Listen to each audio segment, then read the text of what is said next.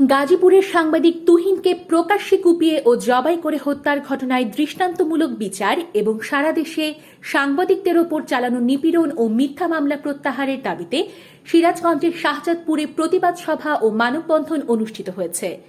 শনিবার ৯ আগস্ট দুপুরে শাহজাদপুর পৌর সদরের বিসিক বাসস্ট্যান্ড এলাকায় শাহজাদপুরের কর্মরত সাংবাদিকরা এই কর্মসূচি পালন করেন। বাংলাদেশ মফস্বল সাংবাদিক ফোরামের শাহজাদপুর উপজেলা শাখার আয়োজনে অনুষ্ঠিত এই কর্মসূচিতে সাংবাদিক মোহাম্মদ আবুল কাশেমের সভাপতিত্বে এবং সাংবাদিক ওমর ফারুকের সঞ্চালনায় প্রতিবাদ সভায় বক্তব্য রাখেন শাহজাদপুর উপজেলার রিপোর্টার ক্লাবের সাধারণ সম্পাদক মোহাম্মদ হাজি তামিম হিটলার।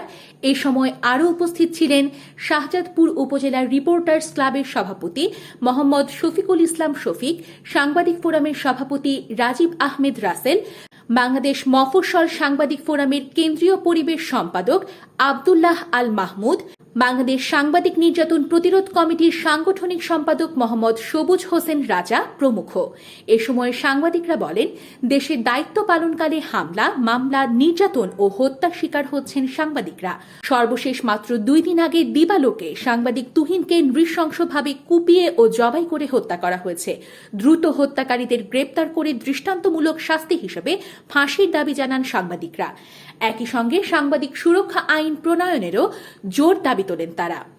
দেশ ও দেশের বাহির থেকে যারা আমাদের এই সাংবাদিকদের শোক সমাবেশ দেখছেন, সবাইকে, শোকাহত পরিবারকে সমবেদনা ছাড়া আর দেওয়ার মতো কিছুই আমাদের নেই। 1971 সালে দেশ স্বাধীন হবার পর থেকে আজ পর্যন্ত আমরা যে বাংলাদেশ পেয়েছি, আসলে কি আমরা এই দেশ আশা করেছিলাম? সুশীল জাতির কাছে এটাই আমাদের প্রশ্ন। সাংবাদিক তথা সাধারণ জনগণের জানমালের নিরাপত্তা কোথায়? সুশীল জাতির কাছে আবারও প্রশ্ন। সাংবাদিক তুহিন হত্যার দ্রুত বিচার কার্য পরিচালনা করা হোক এবং অভিযুক্তদের দৃষ্টান্তমূলক ফাঁসির রায় কার্যকর করা হোক।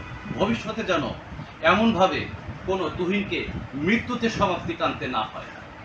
পরিশেষে তুহিনের আত্মার মাগফিরাত কামনা করছি এবং শোকাহত পরিবারকে সমবেদনা জানানো ছাড়া আর আমাদের কিছুই নেই এবং আমাদের কোনো ভাষাও নেই।